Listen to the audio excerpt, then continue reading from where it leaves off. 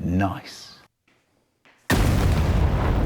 All right, let's do a proper unboxing video of the Canon C50. This is my second C50. I bought one a couple months ago, and I never got a chance to do an unboxing because the studio wasn't ready and my filming space wasn't really put together yet. So I've got a couple weddings coming up, and I really wanted to do an unboxing of this amazing camera. So here we go. As with any Canon product, you get all the paperwork, a freaking encyclopedia for all the buttons and everything, the manuals and all that kind of good stuff, all the different paperwork that comes with it. I wish Canon, I wish your boxing materials were a lot better than this. This feels cheap for such an expensive camera, but that's not what matters. It's what's on the inside that matters.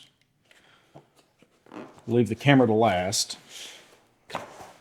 First little box that comes out, you have all of your little accessories and stuff like that. You got some screws that I believe go to the microphone holder. But honestly, I've never seen anybody use before. So has a little microphone holder that you can throw like a Rode NTSG in to capture some live audio. Then get rid of that. Then we have what I think is the top handle. Yep, it's the top handle. Really, really cool design. Great. It feels very solid in your hand. You got two XLRs on the side. You got a record button on top. If you have a motorized zoom lens, you have toggle switches right here as well. And then on the other side, you have your audio controls, your audio volume, your 48 volt phantom if you need it.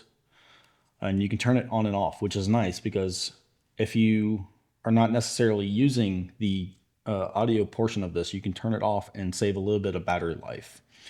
Great little add-on there.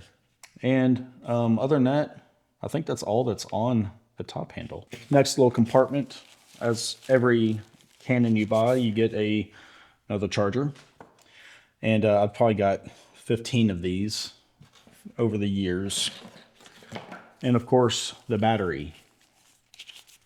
It's not your typical LP battery that you would get with your 5D or your 6D or whatever. It's the LP E6P, which is, I'm not sure what the P stands for, but it has extra power from what I understand.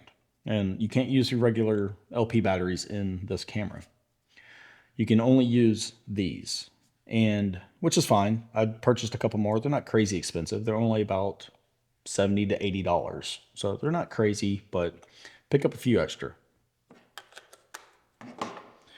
All right, now for the main event. Oh, what else is in here? Something down at the bottom. Oh yeah, the Canon branded strap. Everybody knows and loves to throw away because nobody uses a strap like that, at least at a professional level.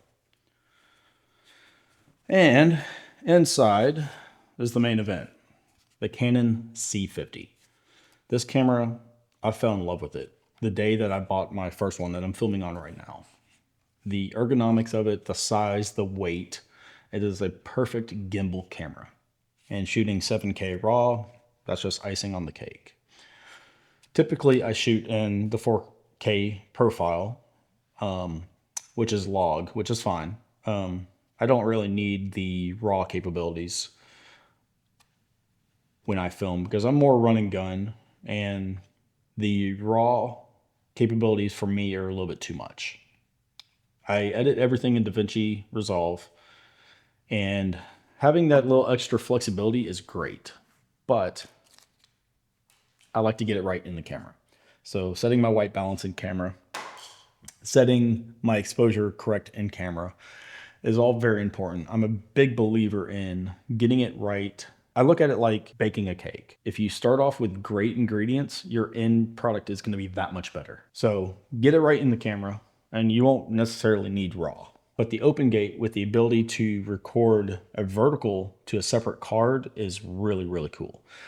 That way you can film all day long and already have your social media crop done for you. Or you can set that file to a proxy file, which is nice. It saves you a lot of time in post, so you don't have to sit there and create proxy files. Now, one feature I didn't think that I would like as much as I do is the massive amount of record buttons.